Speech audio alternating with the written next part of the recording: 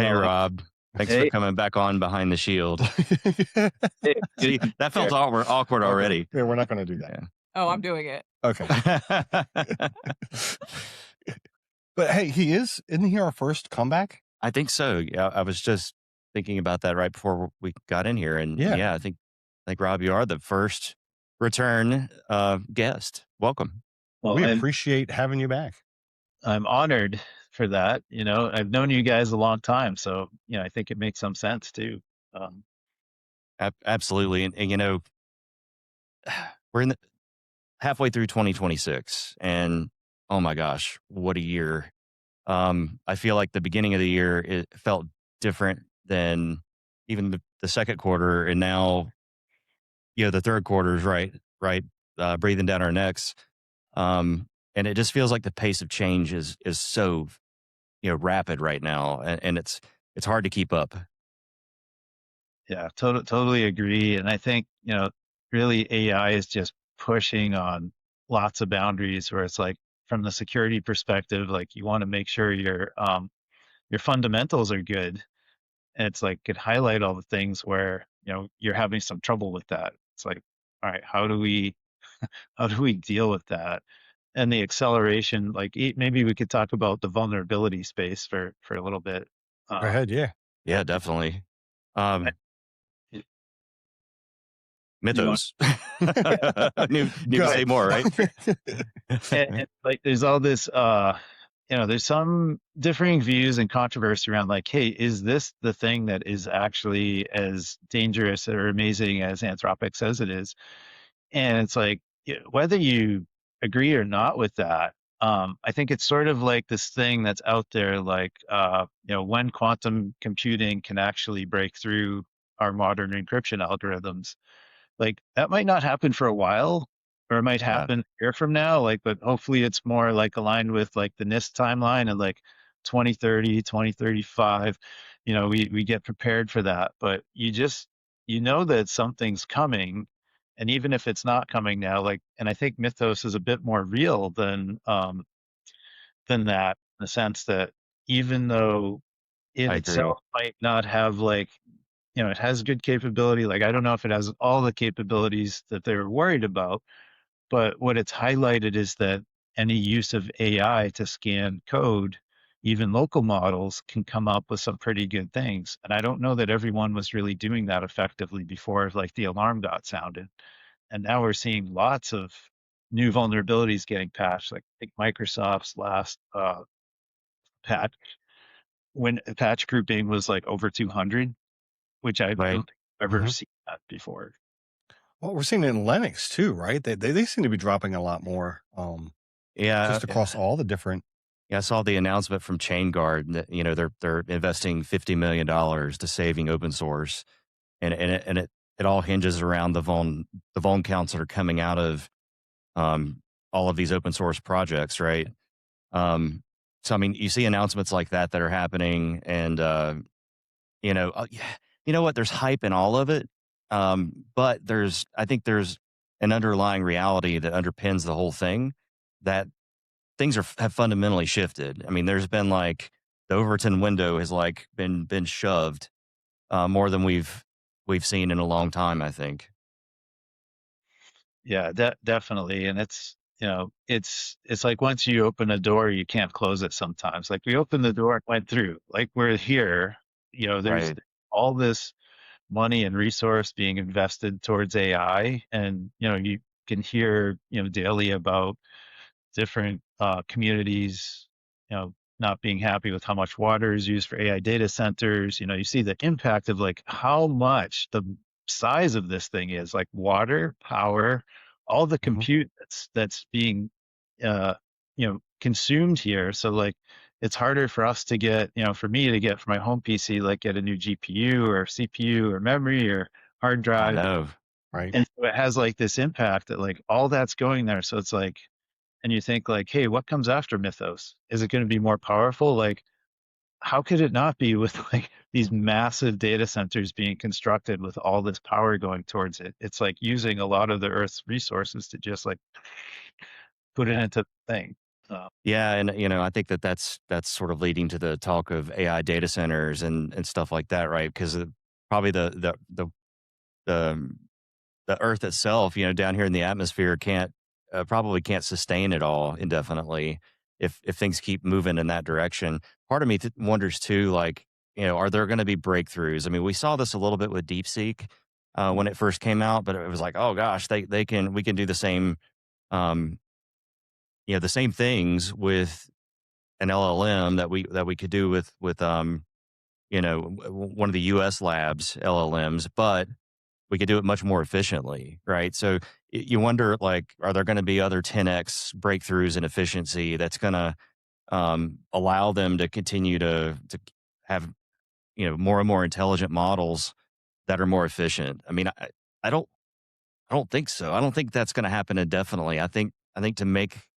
fundamentally make these things work, it takes a ton of compute, and it's always going to take a lot of compute. I think it'll be incremental breakthroughs in efficiency, but I don't know. That's just my thinking. No, I agree.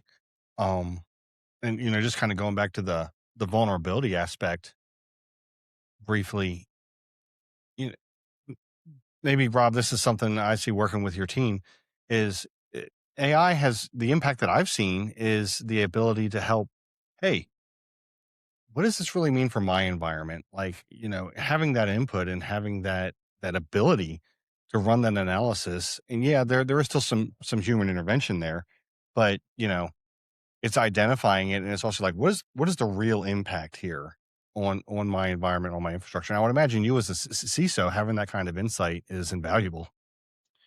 Yeah, I think so. So there's like a few things I'm thinking about when you mentioned that. Like one is like sort of this, like what's in my environment. So it's like we don't just have FedRAMP environment. We have all these spaces. We have manufacturing. We Hmm. have a website that's hosted. We have all these different pieces um, to our threat space and or to our surface area, I should say. And with all those pieces, it's like seeing like, hey, does this concern, this vulnerability apply to us? And if it Hmm. does, which pieces, and based on where that is, what's the risk? And so like we have tools that do some of that analysis, but sometimes you have to go and look, and it's like, well, thought of like, can we have an AI agent to just go and like do that review if you feed it in a bunch of like the rough data and like Right. just get that kind of you know alarm against the headlines sometimes. How quickly do you react? um there might be some use in there. Well, yeah, Be- yeah. I mean, if you can prompt that AI agent to have that historical knowledge that, say, one of your team members would have as they're doing their analysis, then it can just really speed up that process to really know what impact this has on RSA holistically, right? yeah, yeah, no, It, I it's think, it, it's really having the data foundation, right? Yeah. And then I mean, as long as the data is good and the context is there, right? Then you could Hmm. surface these things with agents to make our lives easier, right? Exactly. Yeah, yeah. I mean, that's the goal. yeah, yeah, no, I think so. And it's like, how do we leverage this in the best way? And like having an agent like that just like scans the headlines, like I tend to do that anyway. Like I enjoy it because sometimes there's interesting headlines and get into that, but sometimes there's just sort of this kind of repetitiveness about vulnerability, and it's like, okay, well, and it's like I don't necessarily know off the top of my head like which WordPress plugin got owned and how many we have on the website, because it's like we have a subset Hmm. and like 100,000 WordPress plugins out there, and it's like this big one today. It's like, okay, so it's like there's some checking that we do when those things happen. We certainly have the list, but can we make that faster and easier for the teams and maybe like let us spend more time on more valuable things? Um, Absolutely. Absolutely. Yeah.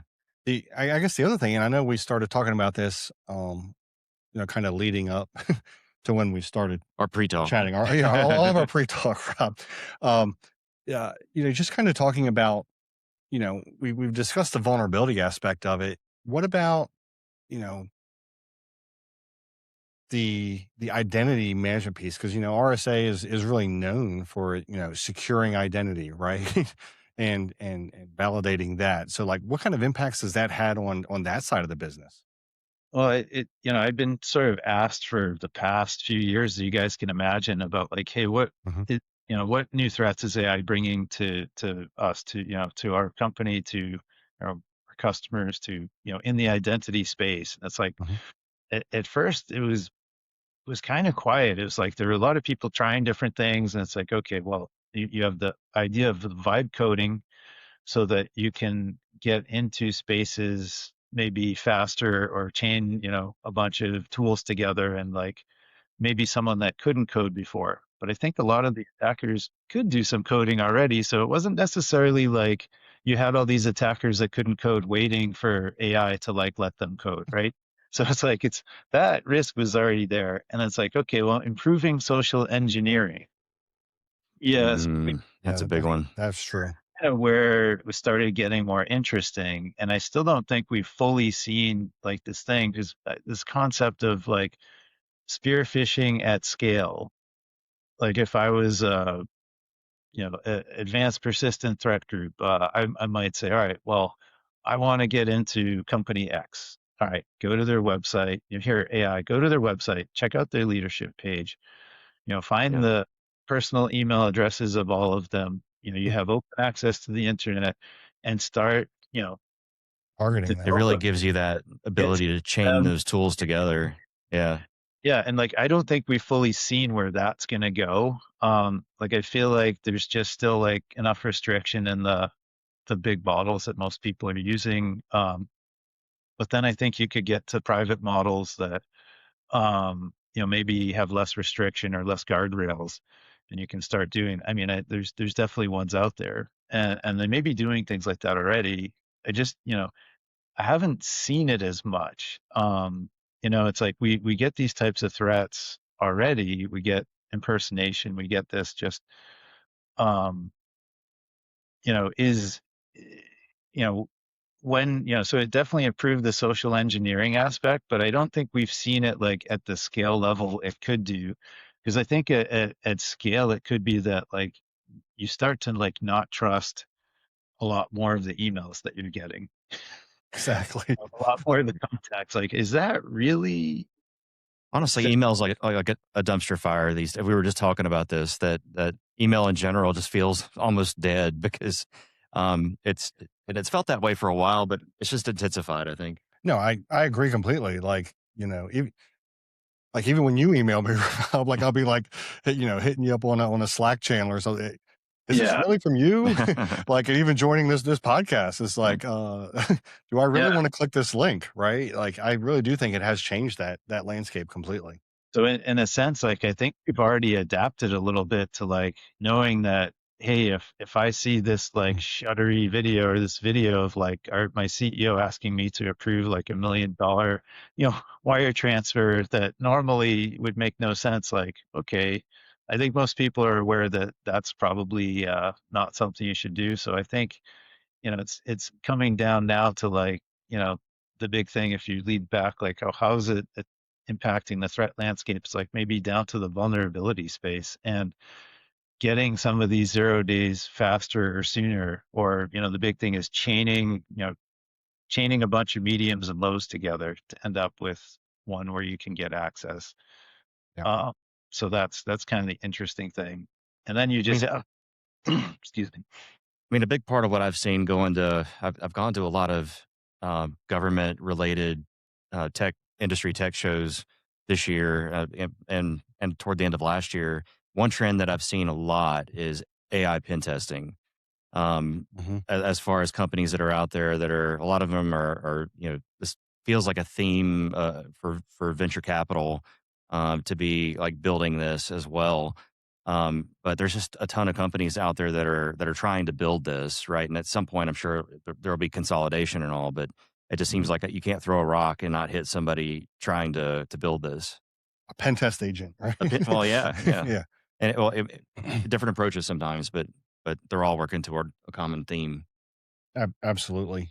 Um, The but yeah, I mean, getting back to identity, it's a different game than it used to be. I mean, I really did a lot of identity management work years ago, and it's always been an aspect of what we've done here at Infusion mhm. Points. But now it's agents, right? That like we're not talking it, and we've been dealing with machine identities for a while, but it Yeah. feels like this is like a whole different level, right? It, And the implications are very different as well. Of because I think there's just so much opportunity for permission creep. Well, Um, those service accounts, right? oh yeah, yeah, Anyway, I've set up this service account now. Generally, you're okay. It's a service account. You have to have certain permissions to get to it. But when AI can pivot and do things, yeah, I think that's opening up a whole new landscape. yeah, like I think of the kind of the AI agent on someone's machine. I mean, a lot of cases, the default is to inherit the permissions of the person that's on the machine. It's like, okay, kind of natural. But then the thing you miss is like if the agent misbehaves, like who's accountable for that? So I think right, that's like some of the governance comes in to say like, hey, look, if you're having your agent do something that you have access to, you're accountable for that. Like, we need to kind of reinforce that. There's some user learning there, and like, is that appropriate in all instances? Like, you want people to be fast and innovative and embrace the new technology, but at the same time, if your identity structure isn't in a good spot to um, allow for that, then there's a lot of risk there.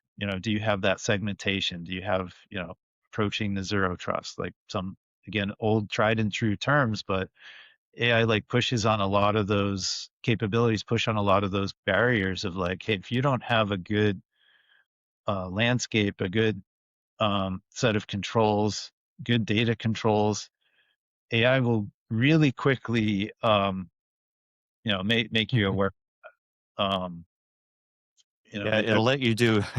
It supercharges, bad ideas.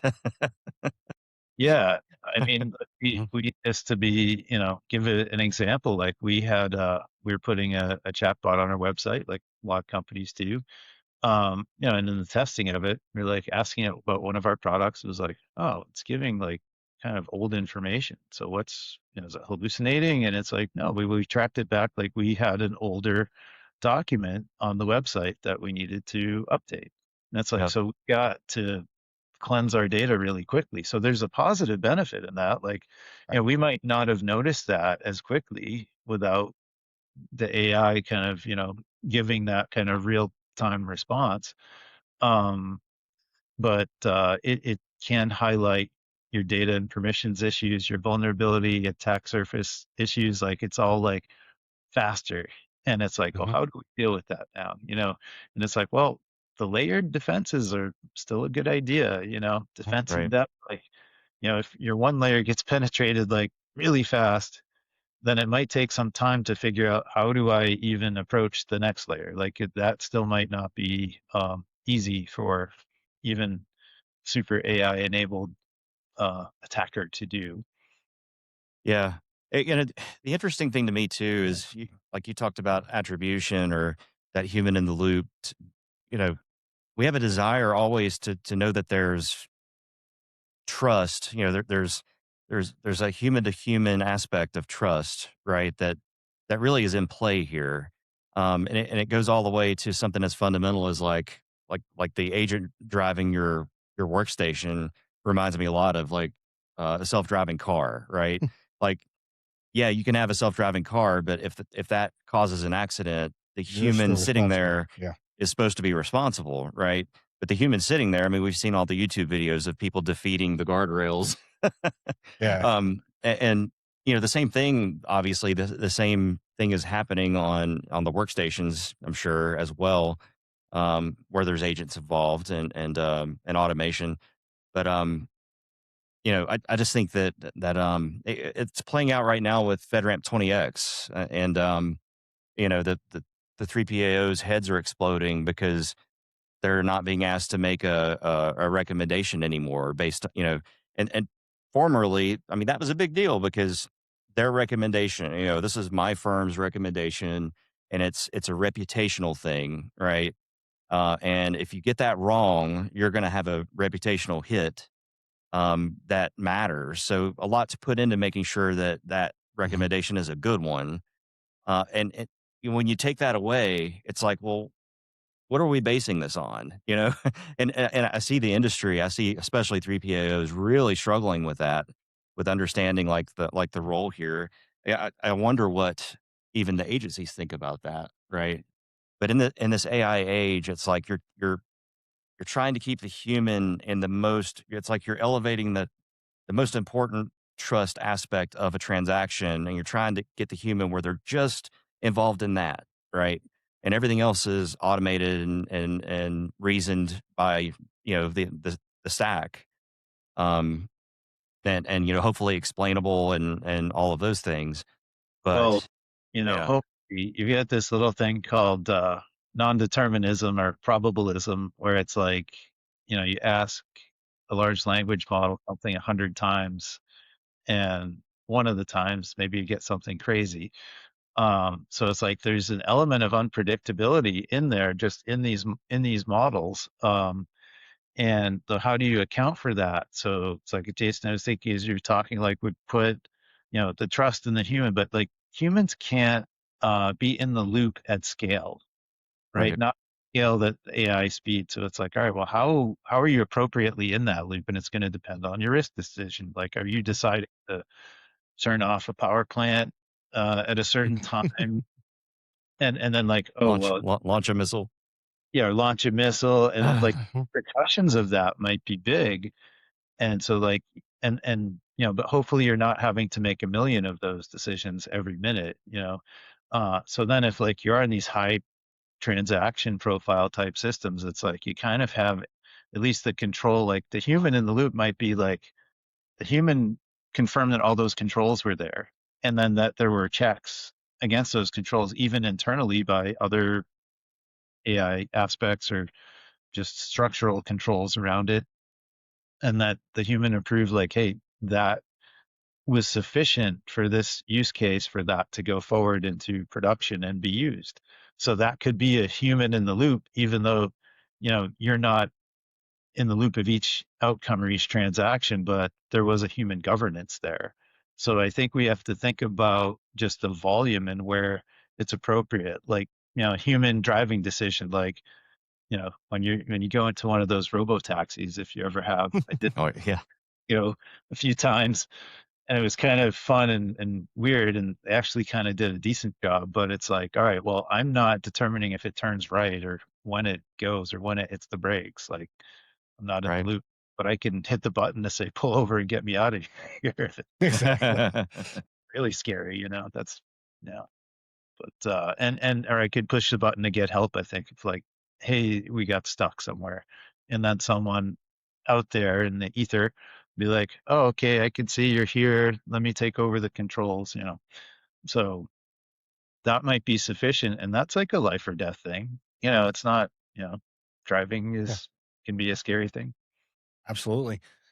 So and I know kind of prior to starting, you had spoken about how you were at a CISO conference recently.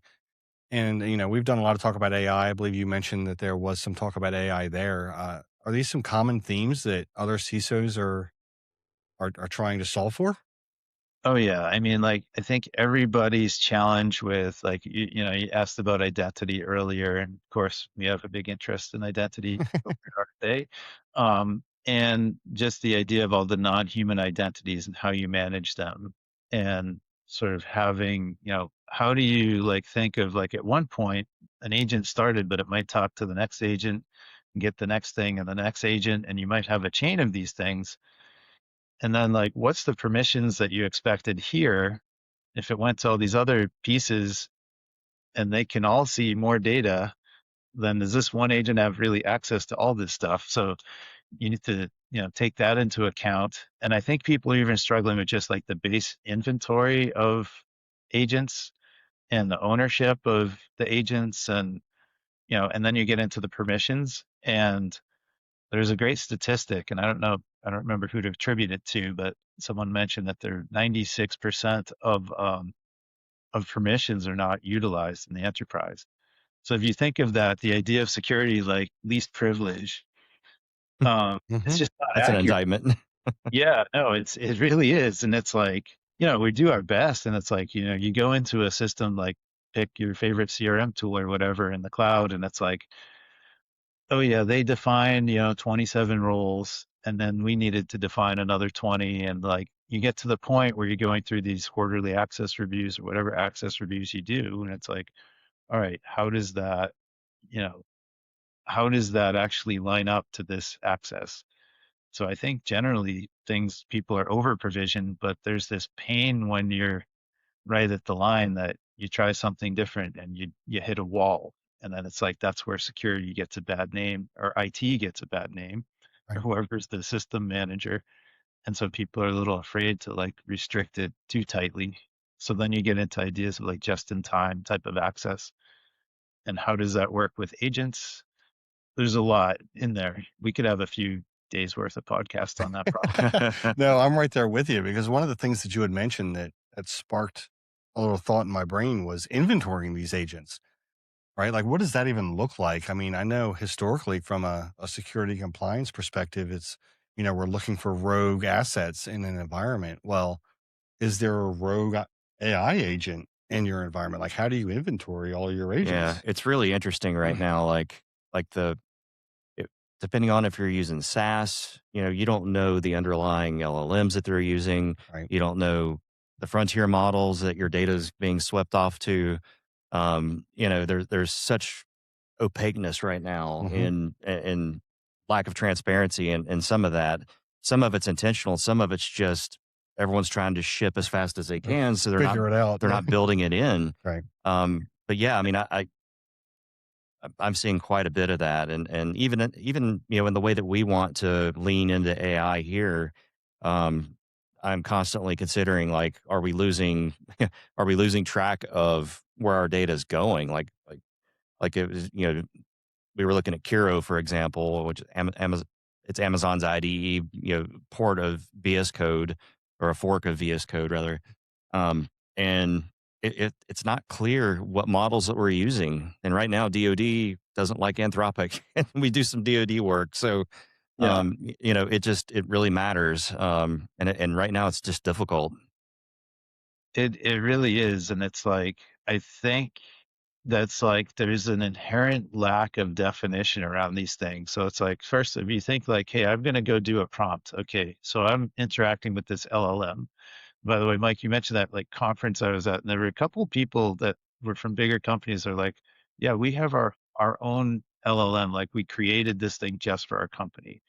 But then it's like, okay, well, it interacts with something. It might, and they might be able to shift that out over time, but they have some control over that.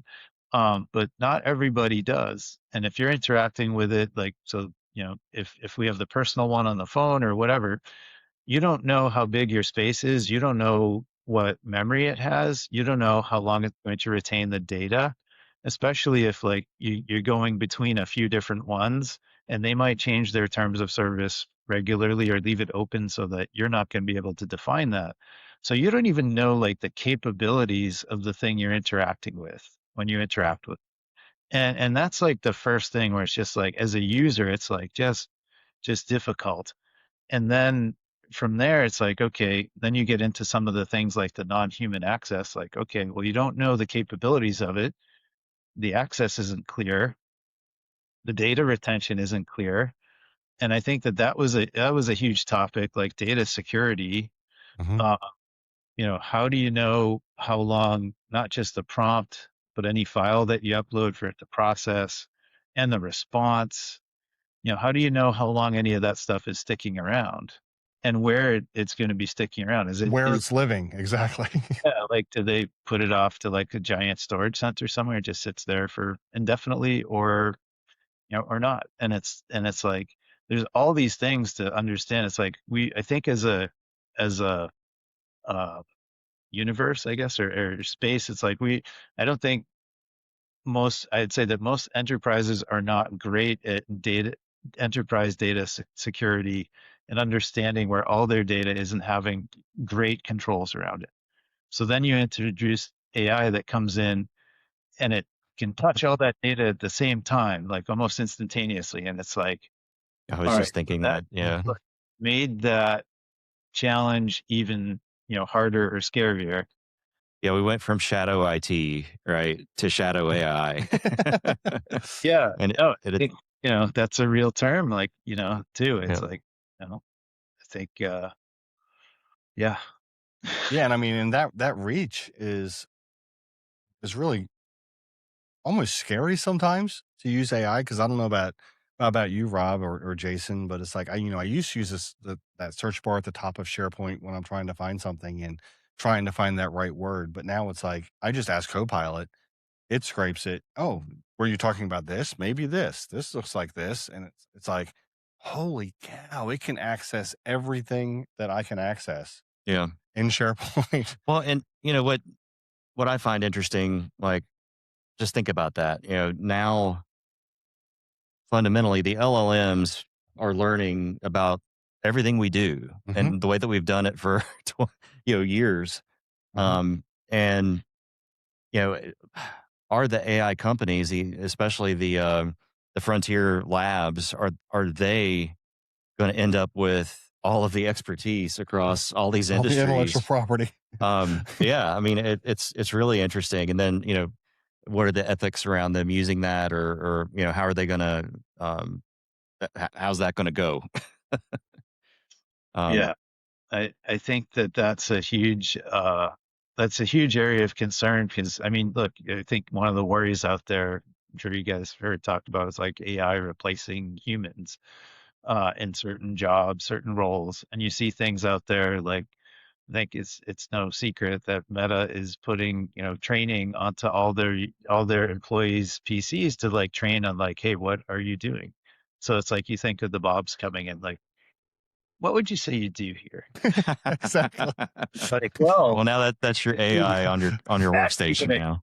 it was exactly what I do here, and Mhm. it's like a little sort of you know, concerning like dystopian future there, and like we're in that space now. It's like and it's like I can't even remember now. Like I've seen these things with like you know people in you know putting together garments in these sweatshops, and it's like they're doing this, and they have like things on their hands to track the movement so that a robot can potentially do that in the future. Wow. And it's like, well, look, I mean, I think it might be good if people didn't have to work in like tough conditions and with your hands like all day long, and have a better life. But it's like, well, what are is that a promise up there? Like all this, the work gets taken over that, hey, we're all actually, uh, everyone, it's going to improve like general human life. Like it's kind Yeah, of it it's a scary topic. Like, all right, what gets replaced? But like, I like to look at it as like, hey, AI should be able to enhance what we're doing. And like that's the kind of, Yeah. the It's a positive. tool. I tend to fall down on that side of things as well. Because to me, this is a continuum, right? These same conversations were had when agriculture was mechanized, right? The same conversations were had when probably when the wheel was invented. I don't know, but more recently, the age of computing, the age of cloud computing. I remember the angst of when cloud computing came out of people who literally didn't want to even get anywhere near it because they were scared of it. They felt like it was going to take their jobs because they had been racking and stacking hardware for the last 20 years That's or all they whatever. knew, right? Yeah. Right. Yeah. So, but is it really a continuum? Is the flip side of that, right? Because this feels like it might be different. Feels Hmm. like we might be at some kind of what do you call it? Like a quantum leap kind of event where Yeah. this one is going to be fundamentally more. And I've And seen people fall in both camps, and people who are leaning into AI fall into both camps. Like the guy that founded Ask Sage, like he's got a book called Replacement out, and he's drilling it all the time. Like there's going to be an apocalypse of jobs. Um, Elon Musk, like did I have to say Musk? Everyone knows. He's come down on the side of, yeah, there's going to be like a mass apocalypse of jobs lost and replaced by machines and AI. But at the same time, he's like, actually, life's going to be better because work's going to be optional. Like we're going to figure this out. Um, like that, like that's his thing. And then you've got like the guy that founded Scale AI. Like I was watching a podcast that he was on a while. This was a while back, a few months ago, but he was his thinking is yeah, look at all this, the things that I can do now that I couldn't do a year ago because of he's figured out using AI for coding is a big part of what he does, and they're transforming industries, right, by leveraging AI in different verticals. But he's fallen down on this side of this is going to make this is just going to open so many more new markets, right? And there's going to be so many more products and services available in the future, which is kind of what happened with computing. Like there wasn't such a thing as a software developer before computing came around, but everyone thought that, well, computing is we're not gonna need the secretaries and the accountants because of spreadsheets and all that kind of stuff. So it's just I I'm tend to lean to the more hopeful that this is going to improve life. Yeah, I mean, I think it's I think it's tough because it's like you see the changes, and change is scary. And like I think you said, sort of this convergence of things. Like I see that it's sort of the intelligence converging with, like, what robots could do now. That if you go back 50 years, we didn't have the same type of lightweight materials and batteries and things like that, and that stuff is getting better. And you see robots that every Instead week. of one increment, this is like two increments, right? Like Yeah, at the well, same time. yeah, and if you're scared of two increments, just throw quantum in there, and then Yeah. you can be more concerned or less. Like there might be nothing there, but I don't know. I always had this theory: if you put all three things together, that's going to be something interesting. Yeah, So, it's like, the- Right. yeah, So change to the third power. yeah, so I know a lot of our conversation, and rightfully so, has really been focused on AI and the impact to RSA and what we've seen across the industry as a whole. But I guess kind of specific to RSA, and I don't know if I even asked you this last time, but like, you're a company that is known for security, right? So, like, what does good security culture look like in a company that basically sells security, right? Like, you guys are, what is it? Your slogan is securing the most secure, right? yeah, So what does that culture look like? Is there more pressure, or does it come naturally?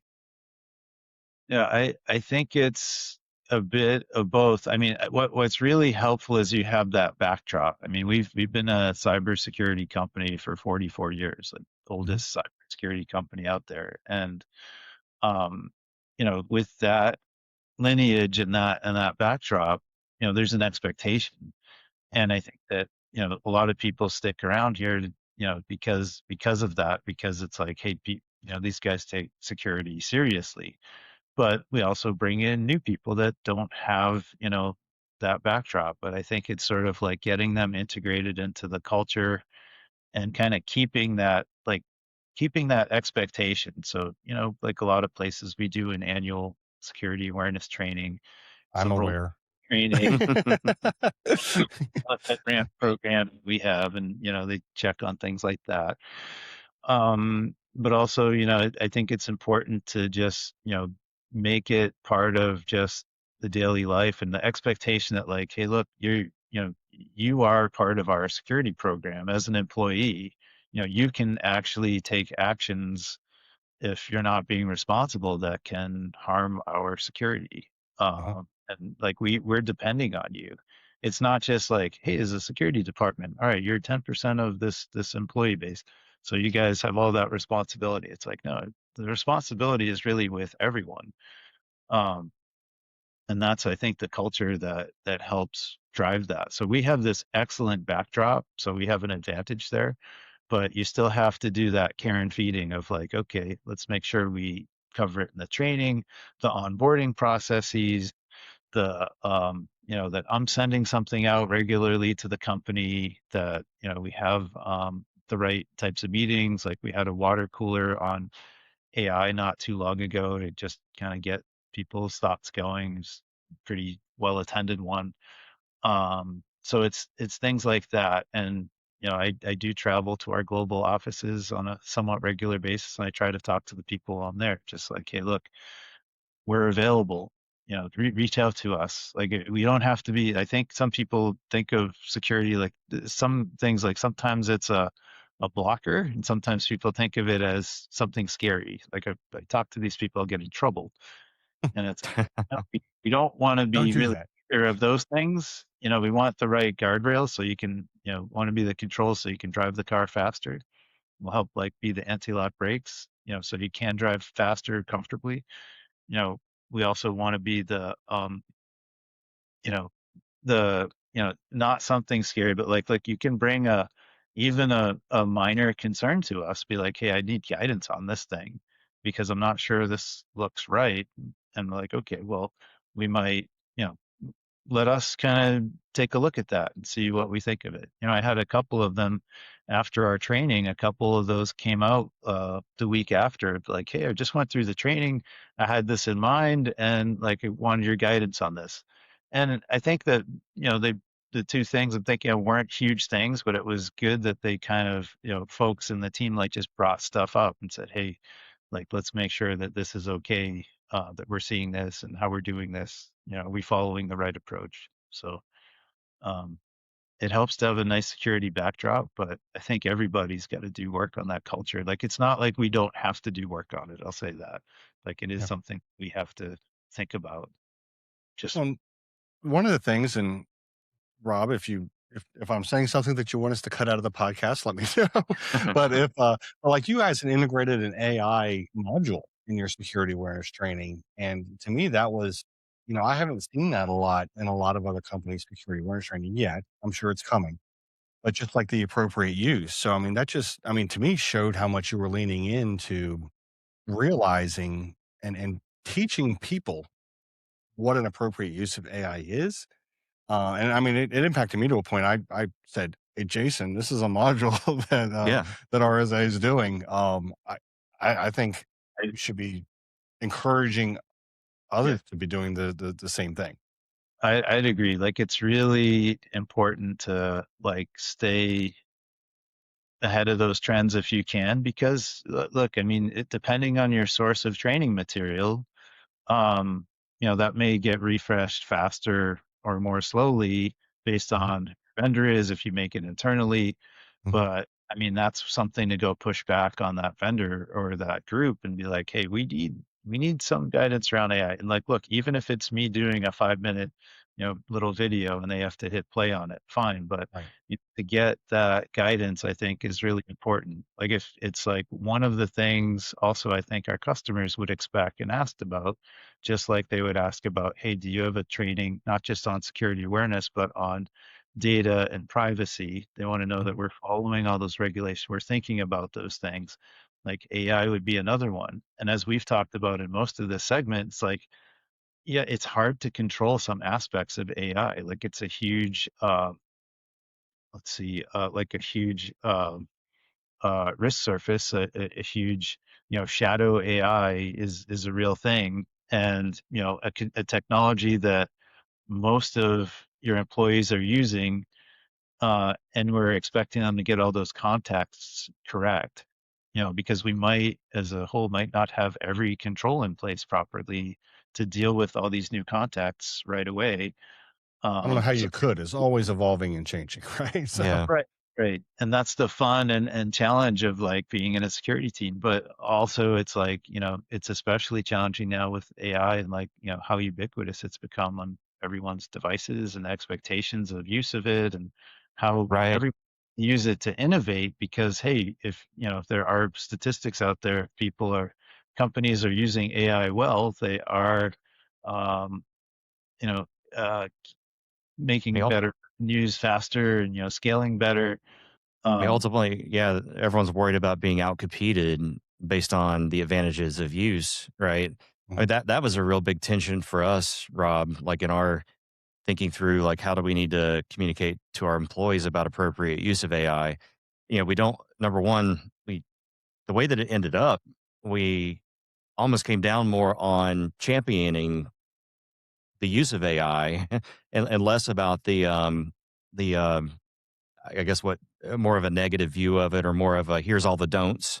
We were like, well, here's all the do's is sort of the way that we came down. Hmm. Um, just due to the same concern, right? But the last thing that we wanted to do was stifle um, our Innovation. yeah, Yeah. because there's already a stifling effect over some people within the organization, right? They're already have opinions on it. Maybe they're afraid of it. They're afraid of what it means to their job, Yeah. all those things. And we've been trying to tell people that look, I don't think that we're not looking to lose anybody. We're looking to up productivity so we remain competitive. And I think that that's the key thing to keep in mind. And like, I think, you do have to consider what people's worries are and that. Like, I know that like in our internal Slack, just, I posted something about some headline and someone was like, "Hey, you might be worrying developers that like, this headline's talking about maybe, more code and, taking over jobs." And I was like, yeah, and, I should probably like think about that when I'm messaging, and be careful with that type of thing so that, I don't know it was necessarily like a huge, it wasn't so, extreme in that Right. case, but like there is a little nuance there. Like, hey, I got some feedback, and I was like, oh, I'll think about that. I'll take that into my messaging because people are sensitive about AI and jobs, and like I think we try to push ahead with like making it a force multiplier is something I hear a lot, Yeah. and it's like, but might be cliche, but it's like, yeah, if you're doing it right, it can be. And I think that there'll always be a debate about like, hey, is it the right thing in a particular use case? Just like there was a debate with cloud, like we put all that stuff in the cloud, but we have a whole data center team and they're really good and efficient.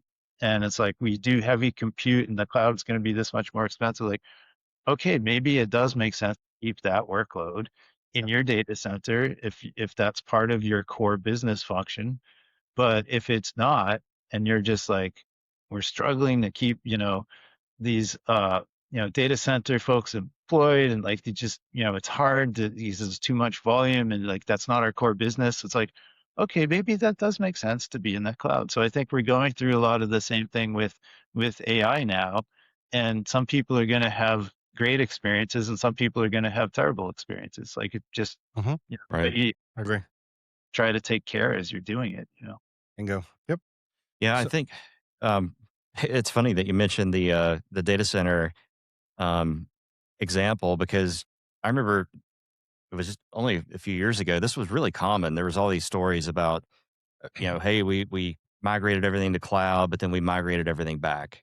Mhm. And there was story after story about that, like kind of down on cloud and cloud is more expensive than we thought.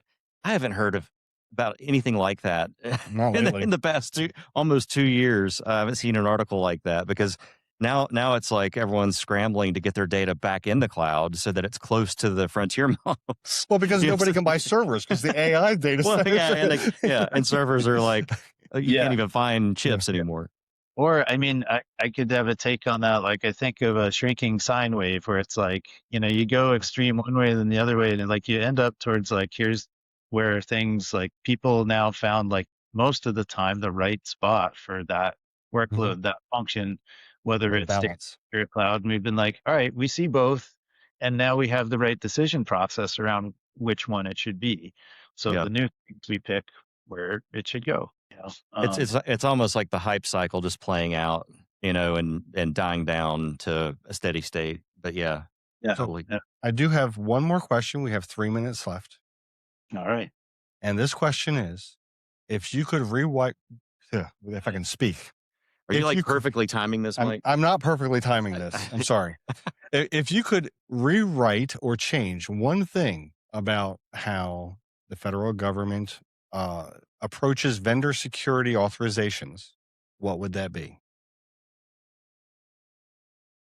under security authorizations. like Um, ATO type of thing, Are right? you talking about the FedRAMP? Yeah. Okay. yeah, yeah. Look, I Sorry, FedRAMP. think. Well, look, I think it's an easy one. I'd say in the FedRAMP base, like, what would I change? Like, I want to make sure that the agencies that are working with all the FedRAMP enabled services have the time and the capability to be an easy like easily deliver an ATO, and Mhm. that they have confidence to do that. And that I think that there's definitely a feel like with some of them where it's like they might not have the capability as well, they might not be familiar with it, and they might feel like, if I sign this thing, like, What am I signing, right? what am I going to be held Mhm. responsible for here? And it's like, I think that's where, like, hey, if you're using FedRAMP services, like, I think you need that comfort, that discipline. So, like, if I could kind of rewrite that, I'd try to do it in a way that gives some space for that. That's I maybe love some it. Mhm. I think, just that easier, yeah, faster. I think so. In other words, where's my ATO letters? Exactly. Right. Yeah, Um, right. It's like for a lot of agencies, and I get it, like not everyone's going to be an expert or be comfortable with like measuring an entire security program going through a con mod, but maybe that's where like to kind of have a little reciprocity, or the where you can, yeah. all right, we're going to align with maybe this bigger agency to do these in more volume, and get it more down to a simple science. Yeah. And I think that that's where you know, earlier I was talking about the trust thing with 3PAOs, that they were supposed to be the ones that made the recommendation. But I mean, to your point, that really never worked, right? Because Mhm. nobody accepted their recommendation at face value. If they would have, then it wouldn't be hard to sign the ATO letter, right? But I think Yeah. that there's this idea of FISMA jail that's still out there. Like, if I sign that and something happens, I'm going to go to FISMA jail.